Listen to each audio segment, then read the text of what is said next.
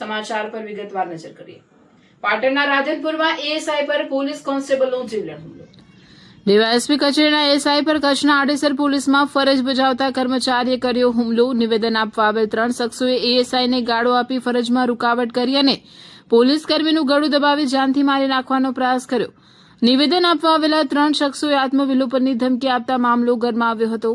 Police constable ભરત આહિર કચ્છના Adesar police station ખાતે ફરજ બજાવે છે.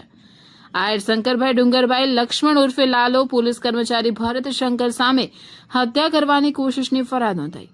રિપોર્ટર વિપુલભાઈ ચૌધરી, રાધનપુર.